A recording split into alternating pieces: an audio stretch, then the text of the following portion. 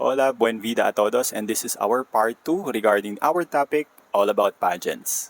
So for letter C, it's all about the people. So marami talagang tao involved when it comes to pageant. Akala natin yung mga candidates lang or yung mga nag-organize lang. Pero there are a lot of people that are involved. And I will tell you some of these people. I might have not covered everyone, but generally, the people that I know who are part of the pageant industry. So for people, pinaka-importante, number one is yung handler or yung manager natin. So eventually, kung naisipan mo that you would like to hone your skills and expressing yourself on stage, so may mga tendencies talaga that you will be asked to be under or magkakaroon ka ng manager or handler. In my case, yes, nangyari po sa akin yun. Nagkaroon po ako ng mga mabubuti at napakamaalagang handlers. Or meron din po tayong tinatawag na trainers or mentors. Sila po yung mga hindi direct or pwede din sila maging direct na gagabay sa iyo at magtuturo sa iyo ng so many things regarding how you can improve yourselves. And of course, ito yung wala sila, walang mangyayaring pageant. So sila yung mga organizers. Sila yung actually nag-establish na magkakaroon ng competition and we will be needing some candidates.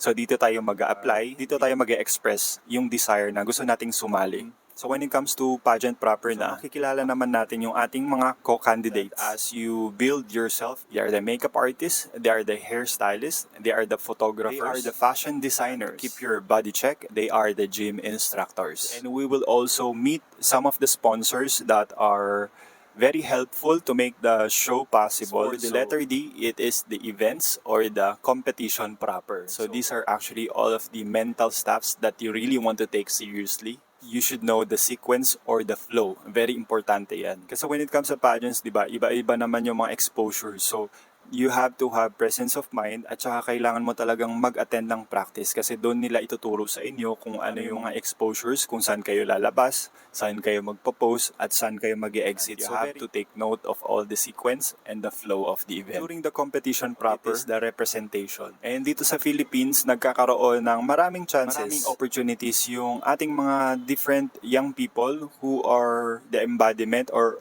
the representation of some sectors when it comes to pageantry.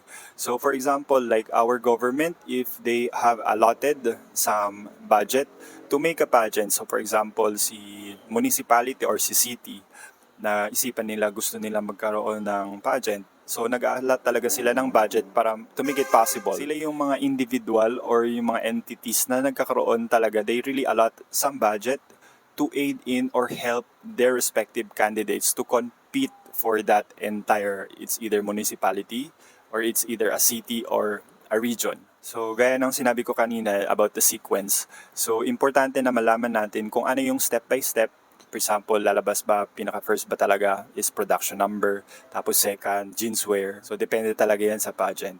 And very important yung blocking at saka yung choreography. So we are actually given days para mag-rehearse, para makapag-practice ng different choreography. So usually yung organizers, sila yung mga nagpro-provide ng mga choreographer who would teach us the different dance moves in order for us to give our audience an entertaining number para grabe na yung excitement na mararamdaman ng ating mga audience. One of the many important aspect when it comes to the competition proper, importante talaga na kailangan natin magkaroon ng presence of mind. Ito yung mga clothes, exposures, shoes, and accessories. It is your duty as a candidate. It is your handler's duty to actually look for stuffs that you will be wearing during that specific exposure. So marami talaga sa ating mga candidates yung mga nag-go-opt for partnership with some designers or some creatives para ma-supply or para ma-provide yung mga needs nila when it comes to making all the, kasi nagbabago talaga yung mga trends ng pageant. So every year it's really different and every year it keeps getting better and better. So meron talaga ng mga pasabog, meron talaga mga paandar yung tawag, just to keep things exciting and worth waiting for. This one part is also very important when it comes to competition proper na, it is the intellect. So a lot of us are really actually getting challenged when it comes to Q&A. Yes, I believe so kasi ako personally na experience ko din ito because when I was still starting, I really did not know how to answer properly when it comes to pageants. Pero like, hindi naman na talaga ako stranger when it comes to public speaking because every Sunday nagkakaroon talaga kami ng like recital. So humahawak na talaga kami ng mic and we actually recite some Bible verses and all that. So marami talaga yung mga takot na humawak ng mic because at the back of their mind, they might say something na mali or worse, pwede mag-block out yung mind ng candidate. As in, wala talaga silang masabi. Ito, very important din talaga ito. It is the behavior. So, yung mga pageants, hindi lang siya competition when it comes to how you carry yourself, kung gaano kaganda yung mga suot mo, kung gaano kaplakado yung mukha mo and all that.